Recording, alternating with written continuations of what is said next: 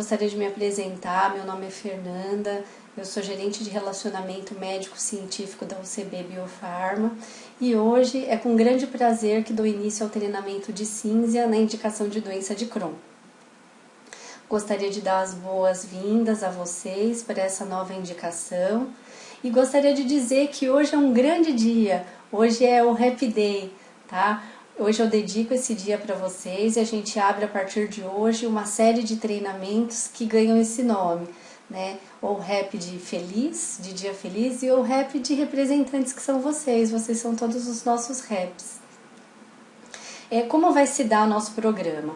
Né? Esse ano a gente vai iniciar com a apresentação de 4 módulos, né? E esse é o primeiro.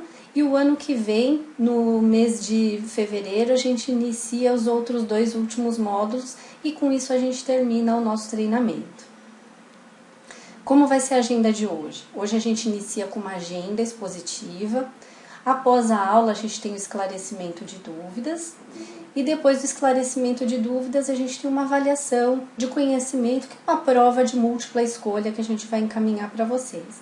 E aqui fica uma dica. Vocês estão vendo essa carinha feliz na tela? Onde vocês encontrarem na apresentação essa carinha feliz, significa que vocês terão uma questão da prova na tela. Então prestem atenção, ficou a dica. Hoje a gente inicia com o módulo 1, que é o sistema imunológico, tá? E qual que é o objetivo da aula de hoje?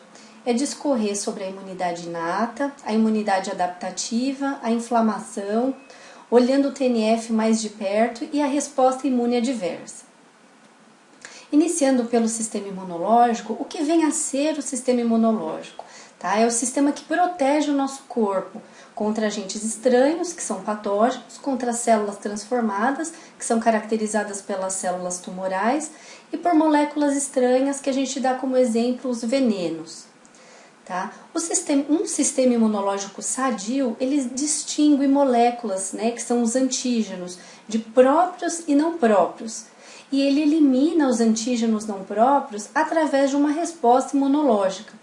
Entretanto, existem diversas condições patológicas nas quais uma resposta imune anormal é desencadeada contra as próprias proteínas e células do corpo. Tais doenças são chamadas de doenças autoimunes. A resposta imune inata, ela é uma resposta precoce, ela não é específica e ela é rápida.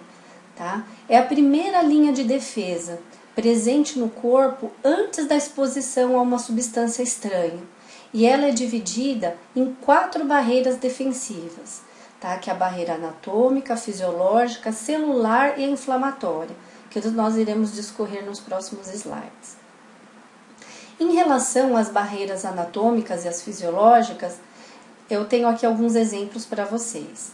Na anatômica, a gente tem a pele, que é o maior órgão do corpo, que recobre todo o nosso organismo e ele tem a função de proteger o nosso organismo da entrada de micro-organismos. Tá? Nós temos também a membrana mucosa. O que seria a membrana mucosa? A membrana mucosa nada mais é do que a pele, né? Só que a diferença é que ela também está em contato com o meio externo, só que ela produz muco. E a gente tem como exemplo a mucosa nasal, né, do nariz, que produz muco, e a mucosa brônquica também. Um outro exemplo de barreira anatômica são os cílios, né, que a gente tem desde os cílios, que a gente comumente chama os cílios dos olhos, né, que protegem a entrada de micro-organismo, como os cílios também da traqueia e dos brônquios, que ao adentrar algum micro-organismo, eles fazem com que a gente consiga expelir ou tentar expelir parte dele pelo trato respiratório superior. E nas barreiras anatômicas fisiológicas, a gente tem a temperatura corporal, né? Então altas temperaturas se consagram à febre e com a febre você pode ter a morte celular, né? Ou a morte de patógenos.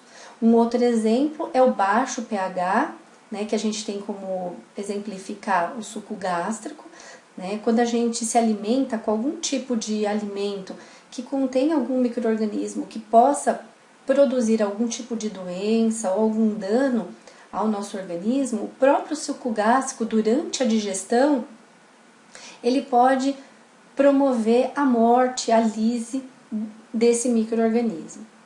Um outro exemplo são os mediadores químicos, que a gente pode aqui sinalizar para vocês como a lisozima. Tá? A lisozima é uma enzima, ela está presente em algumas partes do nosso corpo. Eu posso citar aqui que está presente na lágrima, e quando a lisozima ela entra em contato com o micro-organismo, ela lisa o micro-organismo ou ela facilita a fagocitose.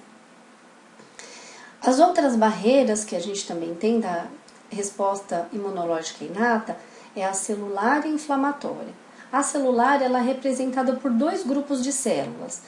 Uma delas as células fagocíticas e outras as células não fagocíticas. Nas células fagocíticas, a gente tem os monócitos, os macrófagos, os neutrófilos e as células dendríticas. Aqui eu gostaria de dizer para os senhores que os monócitos, eles são macrófagos quando estão na circulação sanguínea. Quando eles migram para o tecido, eles se modificam e recebem o nome de macrófago. Já as células não fagocíticas são representadas pelos eosinófilos, pelos basófilos, mastócitos e pelos linfócitos T, que são chamados de células assassinas naturais ou natural killers. Aqui eu deixo uma explicação para vocês de que os linfócitos TNK, ou natural killers, são os únicos linfócitos na imunidade inata. Todos os outros linfócitos, eles são da imunidade adquirida.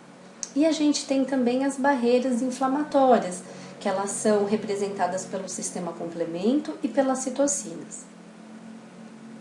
Na barreira celular, os grandes astros atuantes nessa função são os fagócitos. E o que vem a ser os fagócitos? Os fagócitos são qualquer célula capaz de ingerir partículas de matéria. Tá? Como que funciona? Os fagócitos, eles emitem pseudópodes, né, que são protuberâncias, como se fossem uns pés dos fagócitos. Eles englobam o micro-organismo, eles envolvem ele e atuam através de enzimas, promovendo a morte, a lise desse micro-organismo, e com isso eles têm a extrusão, eles têm a saída desse material para fora no organismo. Tá? E a gente tem os fagócitos mononucleares, que são os monócitos e os macrófagos, os polimorfonucleares, que são os neutrófilos, tá? E as células dendríticas que estão presentes no tecido. Já as barreiras inflamatórias também são representadas pelo sistema complemento. E o que vem a ser o sistema complemento? O sistema complemento são aproximadamente 20 proteínas de membrana plasmática e solúveis no sangue que interagem entre si e com outras moléculas do sistema imune. Tá? Então, vocês têm aqui esse desenho, vocês conseguem muito bem verificar, tá vendo esses conglomerados de quadradinhos, como se fossem Lego? Então, esses são as proteínas. Então, as proteínas elas estão presentes tanto no plasma quanto na membrana celular. E no momento em que eles se deparam ou com uma ligação de um antígeno-anticorpo ou com um antígeno, dependendo de como o antígeno ele é formado pela sua membrana, ele desencadeia toda essa ligação de proteínas, e essas proteínas terminam se conformando num complexo de ataque à membrana, que também é chamado de MAC. E com o MAC é feito um poro na membrana celular e você tem a extrusão de todo o conteúdo interno celular, promovendo a lise, a morte celular. E o sistema complemento ele é formado por 3 tipos. Tá? Um que é a via clássica, que eu vou falar mais para frente para vocês, que ela é iniciada pela ligação de um antígeno com um anticorpo. E aqui na imunidade inata, a gente tem 2 formas de sistema complemento. Uma é a via alternativa, tá? Que ela depende, como eu disse para vocês, da formação da membrana celular do patógeno, tá? Então é assim, quando você tem um patógeno no qual a sua membrana externa é formada por manose ou glicose, é ativada a via lectina. Quando o patógeno tem a sua formação quinomanose ou glicose, é ativada a via alternativa. Aqui eu tenho uma foto para vocês mostrando uma célula que teve o rompimento da membrana celular e a extrusão do seu conteúdo externo por extrusão do conteúdo interno para o meio externo. A outra barreira inflamatória muito importante são as citocinas. Tá? O que são as citocinas? É uma rede de sinais que controla todas as funções das respostas imunes inata, adquirida e a inflamação. São produzidas por diferentes tipos de células e são os principais mediadores da comunicação entre as células do sistema imune. Tá? Eu tenho uma foto aqui para vocês. Eu tenho aqui mostrando para vocês as células do sistema imune e tem várias setinhas em amarelo. E as setinhas em amarelo, vocês conseguem ver do lado quais são as citocinas. Então, o que eu queria mostrar para vocês com esse desenho é que são as citocinas que desencadeiam todas as funções do sistema imunológico. E uma ação de uma citocina dá origem a outra ação e que provoca uma reação numa outra célula, e é dessa forma, em cadeia, que funciona a resposta imunológica, tanto inata quanto a adquirida. Aqui eu mostro para vocês um macrófago, que é um dos produtores do TNF-alfa. Tá? E aqui vocês conseguem visualizar alguns momentos em que o TNF é produzido e a cadeia onde ele está envolvido. E essas citocinas, elas são divididas em classes, né? São divididas em 5 classes. Tem a classe dos interferons, que eles estão ligados, eles limitam ou interferem a propagação de infecções virais.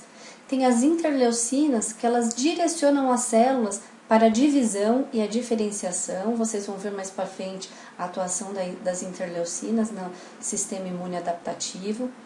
Tem os fatores estimulantes de colônia, tá? O próprio nome até já diz, né, o que é uma colônia, né?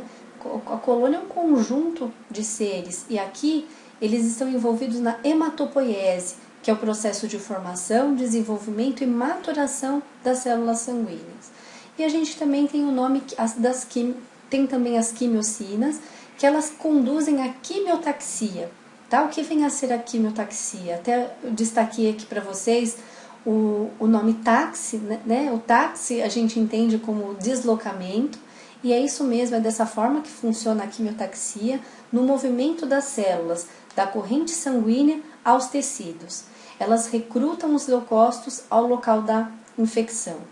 E tem os fatores de necrose tumoral, né, que é o alvo de atuação do Cimzia, do certolizumab pegol, que tem uma grande variedade de funções, desempenha um papel importante, muito importante, tanto na mediação da inflamação como um todo, como nas reações citotóxicas. Né, o que seriam citotóxicas? Que seriam tóxicos à célula, que levam à morte celular. As citocinas, elas são divididas em 2 classes.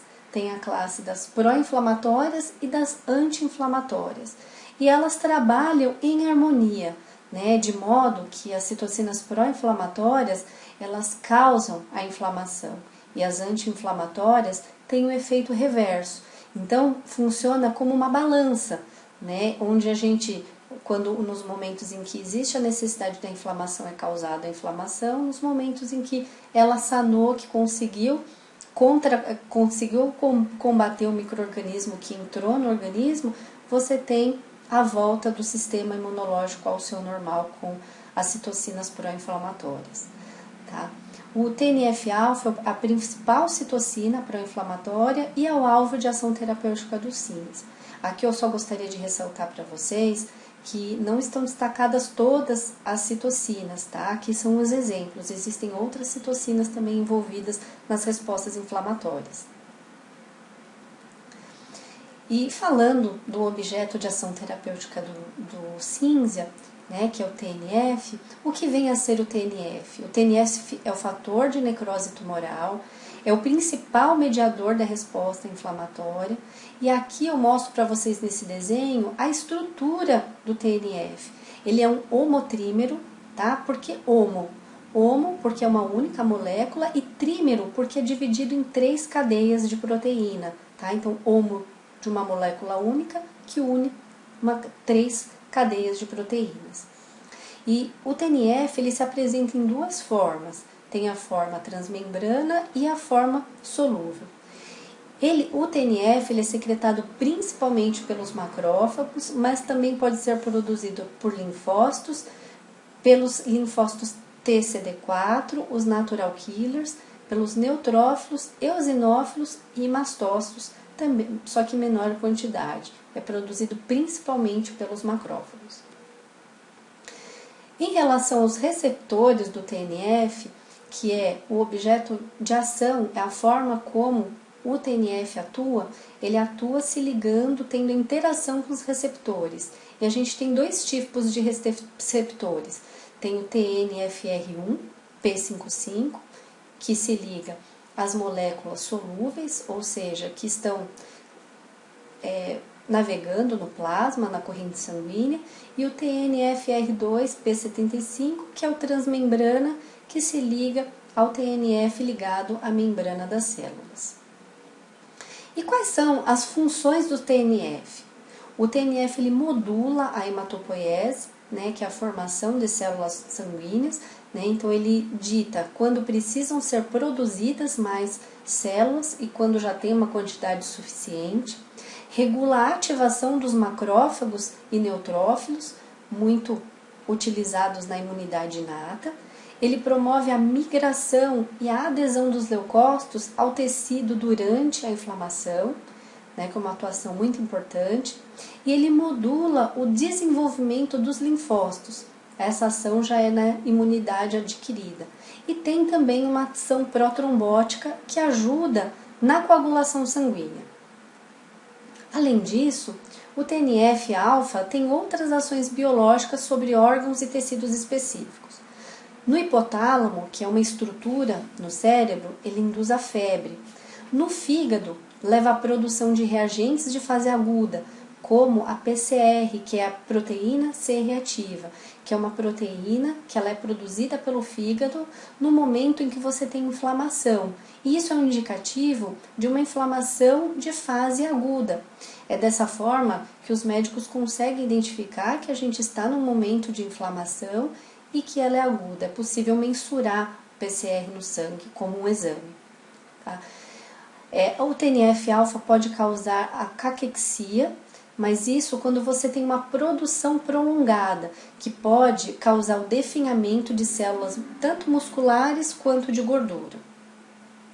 E pode também promover a necrose de tumores, devido à sua capacidade de construir bloqueios nos vasos sanguíneos, cortando o suprimento do sangue ao tumor. Então, impede o desenvolvimento e o crescimento do tumor. E também pode causar a trombose vascular. Como eu mostrei aqui para vocês, que ele tem uma ação protrombótica, que ajuda na coagulação sanguínea, então quando você tem a formação de um coágulo ao promover a coagulação sanguínea e o recrutamento de neutrófilos ao endotélio, tá? O endotélio é a célula que recobre os vasos sanguíneos, você pode promover a trombose vascular. E eu gostaria de dizer para vocês que quando o sistema imunológico atua, né, existem 2 formas de promover a morte das células. Tá? Uma delas é a morte natural das células, tá? Que ela é caracterizada e tem o nome como apoptose, porque como que funciona? As células elas têm uma vida útil, ela tem X dias para viver. Como a gente tem a nossa vida útil, a gente nasce, cresce e morre, as células também têm. Então, no momento em que termina o ciclo de vida dessas células, essas células se desmontam e elas são fagocitadas pelos fagócitos. Tá? Os fagócitos, eles cuidam, eles são como se fosse o lixeiro do corpo. Quando você tem a morte de alguma célula, eles vão até a célula morta, promovem a degradação enzimática para que não fique várias células vagando pelo organismo. Então, a apoptose é a morte natural das células e essa morte é programada. A gente tem também a morte celular por necrose. tá? É uma forma de morte resultante de um dano celular. E isso dispara uma resposta inflamatória. A necrose ela é causada pela degradação enzimática e se caracteriza por lise celular descontrolada, entre outras características morfológicas de destruição celular. A necrose celular produz enzimas e substâncias químicas normalmente contidas no interior das células e são liberadas nos tecidos circundantes, provocando a inflamação. Tá? Então, quando a gente tem a morte por necrose, significa que uma célula foi invadida por um micro-organismo e que ela foi morta por um processo patológico e não um processo normal. E isso desencadeia a inflamação. E o que vem a ser a inflamação? A inflamação é uma reação complexa do sistema imunológico no tecido vascularizado que consiste em 3 eventos principais. Primeiro, o aumento do suprimento sanguíneo à área infectada. Tá? Então, a gente tem um aumento da dilatação dos vasos, com o aumento da permeabilidade capilar, ou seja, vem mais sangue para aquele local, permitindo com que grandes moléculas e mediadores da imunidade deixem os capilares, né, que são os vasos sanguíneos, para chegar ao local de infecção e aumentar o líquido intersticial, líquido dentro da célula. Então, com isso, consegue que os leucócitos migrem para o local da infecção. Tá? E os leucócitos são as células brancas, são as células atuantes na resposta imunológica. E com isso, a gente contribui para que existam os sinais primários de inflamação, que a gente também chama de sinais flogísticos, que é o edema, né? O edema é inchaço, né? Como você tem um aumento do aporte de vascularização para aquele local, então aquele local fica inchado. E com isso, como tem mais sangue no local, ele fica vermelho, então você tem uma vermelhidão. Com isso você tem uma contratura do local, né? Produzindo dor e também o calor. E dependendo do tempo em que permanece essa inflamação, você pode ter também a perda da função. E como que funciona durante a inflamação a migração dos leucócitos? Né, a gente tem aqui esse desenho a gente mostra ali o tecido inflamado, muito bem destacado, e a gente tem aqui a parede de 2 vasos, tá? E dentro do vaso vem circulando as células brancas, que são os leucócitos, tá? Então, os leucócitos eles vêm migrando pelo sangue, e quando eles chegam próximo ao tecido inflamado, o endotélio, que é a parede do vaso, ele libera seletinas, tá? Que são citocinas. E essa seletina, ela faz com que os leucócitos diminuam o movimento ao passar pelo tecido inflamado. Tá? Então, vocês vão vendo que eles vão andando numa determinada velocidade, vão diminuindo a velocidade, chegando perto do tecido inflamado. Né? Com isso, as células endoteliais, elas liberam principalmente a interleucina 8, que ativa as integrinas nos leucócitos. Tá? As integrinas, que são produzidas pelos leucócitos, pelas células brancas, elas se ligam às CANs, que são as moléculas de adesão celular do endotélio vascular, promovendo a adesão dos leucócitos ao endotélio vascular. E com isso, os leucócitos conseguem migrar para o tecido entre as junções celulares, né? Entre as intersecções entre uma célula e outra do tecido vascular. E com isso elas conseguem alcançar o tecido inflamado. Gostaria de dizer para vocês, aqui quando mostra o nome integrinas, gravem esse nome, porque mais para frente a gente vai estudar o vedolizumab, que é o Entyvio, tá? E ele atua aqui nas integrinas, só para vocês mais para frente lembrarem onde que é a atuação de uma nova droga que está sendo lançada e utilizada também para o tratamento de doença de Crohn. E agora a gente parte para outra imunidade, que é a imunidade adquirida. Tá? A imunidade adquirida ela tem outras características bem diferentes da imunidade inata. Ela é altamente específica, ela se desenvolve e se adapta ao estímulo imunológico específico. Tá? Então, ela só ocorre quando o corpo entra em contato com o antígeno. Só depois que entrou em contato com o antígeno que ela se desenvolve. Já a imunidade inata não. Ela ela está presente no nosso organismo desde o nascimento, independente da gente entrar ou não em contato com algum antígeno. E quais são as características da resposta imune adquirida? Tá? Ela é específica, tá? Ela tem a capacidade de reconhecer um antígeno determinado e reagir contra ele. Ela tem uma alta diversidade, que é a capacidade de reagir contra uma grande variedade de antígenos diferentes. Ela tem memória, que é a capacidade para recordar um determinado antígeno e preparar uma resposta rápida após uma nova exposição a tal antígeno. Ela é especializada, ela tem especialização, que é a capacidade para preparar a resposta mais apropriada a um antígeno determinado. E ela tem uma autolimitação, que é também chamada de homeostasia, que é a capacidade de regular-se por si mesma e voltar ao estado em que estava antes da ativação por um antígeno. E tem também a autotolerância, que é a última característica da resposta imune adquirida, que é a capacidade para distinguir os antígenos próprios dos alheios, que evita o ataque de células próprias. Aqui eu tenho para mostrar para vocês as fases da resposta imune adaptativa. Tá? São 5 fases. Tem a primeira fase, que é a fase do reconhecimento, onde as células B e T reconhecem um antígeno específico. A fase de ativação, onde as células B e T se diferenciam e se proliferam. A gente tem a fase efetora, que é a fase onde os micro-organismos extracelulares e intracelulares são eliminados por vários processos. É o momento onde as células B e T entram ativamente e agem em cima dos micro-organismos. Eu vou explicar mais para frente para vocês. E tem a fase de homeostase, que é quando você termina de combater aquele micro-organismo e o sistema imunológico volta ao normal. E a gente também tem a fase de memória.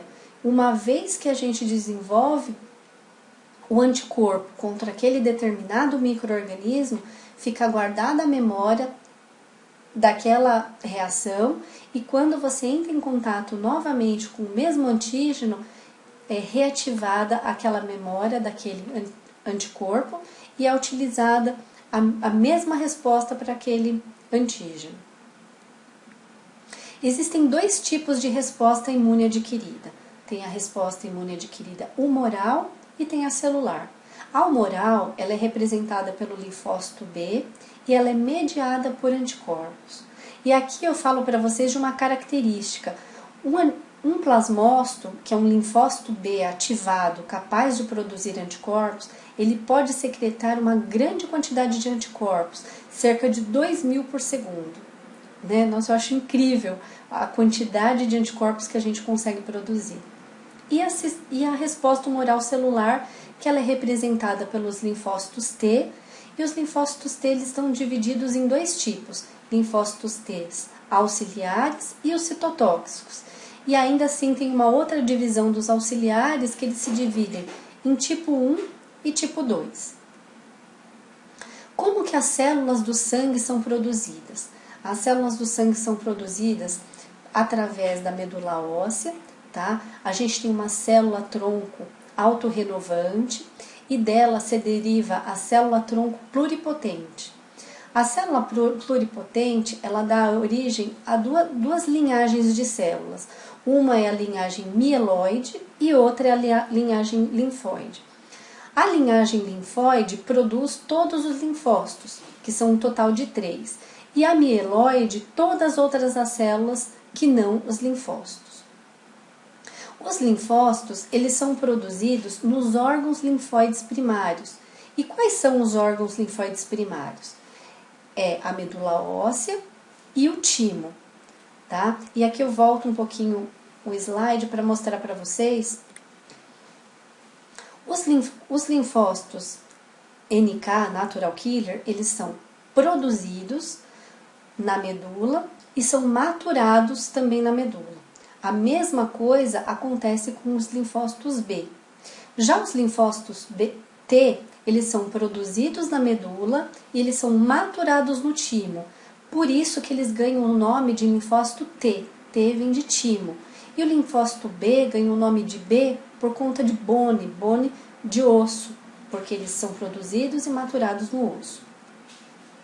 Depois que os linfócitos eles estão maduros, eles migram para os órgãos linfóides secundários, que eles estão localizados por todo o corpo e concentram os linfócitos maduros. Tá? Então vocês olham aqui nessa imagem desse corpo, em todos esses lugares onde tem identificado os nomes, são onde a gente tem os órgãos linfóides secundários. Tanto os linfócitos B quanto os T, eles são ativados em um tecido linfóide secundário. Como é feita a ativação dos linfócitos B? Os linfócitos B, eles são ativados após a exposição ao antígeno específico. Tá? A ativação ela ocorre com a ajuda de uma célula T auxiliar. Tá? Então, como que funciona? Ao entrar em contato com o antígeno, a célula T auxiliar, através das interleucinas, elas fazem com que o linfócito B seja ativado e ele se diferencie em célula B de memória e célula B secretora de anticorpos, que também são chamadas de plasmócitos. Tá? Então, quem vai atuar na resposta imunológica adaptativa são os plasmócitos produzindo os anticorpos. E a célula B de memória vai guardar a memória desses anticorpos se no futuro a gente entrar novamente em contato com esses antígenos. Os anticorpos, né, que é a forma como os linfócitos B realizam a imunidade adaptativa, também são denominados como imunoglobulinas, e elas se unem aos antígenos específicos e ativam outras células imunológicas para erradicar os invasores alvos. Né? Elas são secretadas pelos linfócitos B e elas são divididas em 5 classes. Tem as IgGs, IgM, IgA, IgD e IgE. Né? E vocês conseguem verificar aqui que a IgG ela está em maior proporção no corpo, de 70% a 75%, sendo que as demais estão distribuídas no organismo, só que em menor proporção. Só a critério de curiosidade, o cinza, o certolizumab pegol, é um tipo de IgG1, tá? Só a critério de informação para vocês. Qual a estrutura do anticorpo? Né? O anticorpo ele é dividido em 2 regiões. É dividido na região FAB, que é a parte superior, e a região FC. A região FC é representada pelas cadeias pesadas e a FAB por 2 cadeias leves, que ainda possuem as CDRs, que são regiões determinantes de complementaridade, que é onde define a conformação para o antígeno encaixar nesse receptor. São as CDRs que fazem com que você tenha o encaixe perfeito do antígeno com o anticorpo no sítio de ligação do antígeno. A destruição das células, como que ela é feita? Né? Ela é feita através da ligação do antígeno-anticorpo, como eu acabei de mostrar, e você tem a inativação da ação do anticorpo, e a gente tem também 2 outras formas efetoras de fazer com que haja a destruição dos anticorpos. Uma delas é a citotoxicidade celular dependente do anticorpo, tá? Que é essa primeira à esquerda. E como que funciona? Quando a gente tem a ligação de um antígeno com o anticorpo, através da porção FC, que é a cadeia pesada do anticorpo, ele consegue se ligar a um fagócito, e esse fagócito faz a fagocitose da célula infectada. E com isso você tem a morte celular e, consequentemente, a morte do micro-organismo. E a gente tem também a citotoxicidade dependente do complemento, que eu mostrei inicialmente na imunidade inata para vocês, que a gente tem a via clássica, que é utilizada agora na imunidade inata, ela é ativada pela ligação do antígeno com o anticorpo, e aí ela desencadeia toda a ligação daquelas proteínas, tanto plasmáticas quanto de membrana, promovendo a conformação do MAC, né, que é um poro, que é o complexo de ataque à membrana. Você tem a extrusão do conteúdo intracelular, corroborando com a morte, com a lise celular. Então, são dessas formas que você tem a morte celular. Então, primeiro, pela ligação do antígeno com o anticorpo e a inativação do antígeno, e por essas duas outras formas efetoras, que é a citotoxicidade dependente do anticorpo e o sistema complemento. E aqui eu tenho uma foto para vocês, para exemplificar como funciona o complemento e a citotoxicidade dependente da ligação do antígeno com o anticorpo. E a ativação do linfócito T, como que se dá? O linfócito T, ele tem um receptor, que é chamado de TCR, que é o receptor de linfócito T. E aí, como que funciona? Lá na imunidade inata, quando a gente entra em contato com o micro-organismo, lembra que eu falei para vocês que os fagócitos são a primeira linha de atuação, são os principais atores da imunidade inata. Então, eles tentam combater o corpo, o antígeno, tentando fagocitar o micro-organismo. Quando eles não conseguem, eles ativam a imunidade inata adaptativa. De que forma? O fagócito fagocita o antígeno. A partir do momento que ele não conseguiu combater a infecção, ele traz um fragmento desse antígeno e apresenta para o linfócito T CD4. E através de uma ligação, como se fosse fechadura e chave, ele apresenta para o linfócito T, e aí ele tem a ativação do linfócito T.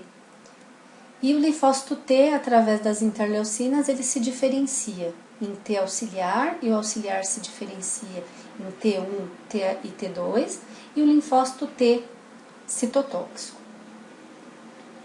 E quais são as funções dos linfócitos, tanto B quanto T? O B, fica fácil, que ele ativado ele se transforma em plasmócito e produz anticorpos, e é essa a atuação dele.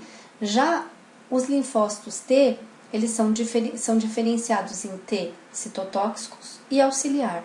O citotóxico, ele tem uma ação tóxica como que ele funciona? Eles destroem diretamente as células, então eles vão até as células e eles liberam as células infectadas, Eles liberam substâncias nocivas, contribuindo para a morte da célula infectada. Já o linfócito T CD4, que é o auxiliar, ele atua através da liberação de citocinas. E essas citocinas tanto podem ativar os macrófagos, quanto elas ativam a diferenciação ou ativação dos linfócitos B. É dessa forma que eles funcionam. Então, nos linfócitos T CD4, que a gente tem tanto o linfócito T CD4-1 quanto 2, o linfócito T1, eles secretam citocinas pró-inflamatórias, e o 2, eles secretam citocinas anti-inflamatórias. E com isso eles conseguem controlar tanto a sua atuação quanto ter o controle da inflamação, tanto do momento em que tem a necessidade de produzir a inflamação, quanto o momento que tem a necessidade de cessar, voltar ao que era antes, voltar à homeostase, antes do início da inflamação. E eu tenho aqui um resumo para vocês das características da imunidade inata e da imunidade adquirida. Na imunidade inata é uma defesa inicial, a gente já nasce com ela, a gente não precisa entrar em contato com o antígeno para ela se desenvolver. A imunidade adquirida é uma defesa específica. Na imunidade inata, os mecanismos de defesa celulares e bioquímicos existem antes do encontro com o antígeno, que foi o que eu acabei de falar. Na imunidade adquirida, são mecanismos estimulados após o contato com o antígeno. Na imunidade inata, eles respondem da mesma maneira em todas as infecções. Todos os antígenos são combatidos da mesma forma. Na imunidade adquirida, não. Existe a capacidade desenvolvida, aumentada às exposições, E é feita uma resposta diferente para cada antígeno. Na imunidade inata, eles reconhecem os micro-organismos somente como micro-organismos. Na adquirida, eles conseguem reconhecer cada micro-organismo como único. Na imunidade inata, eles têm uma diversidade limitada, e na adquirida uma grande diversidade, ou seja, um anticorpo para cada antígeno. A imunidade inata ela não tem memória, e a adquirida ela possui memória. E aqui eu tenho um resumo para vocês, né, dividido em imunidade inata e imunidade adaptativa. A gente tem ali a entrada de um micróbio, a gente tem a ação dos fagócitos, né, eles tentam combater esse micróbio, eles têm também a ação do sistema complemento, né, que é a via lectina e a via alternativa, então eles tentam também ajudar com a lise, com a morte nesse micro-organismo, e a gente tem também as células natural killers, que elas atuam mais em vírus e parasitas, mas elas são atuantes na imunidade inata. E a imunidade inata, ela tem uma duração de aproximadamente 12 horas.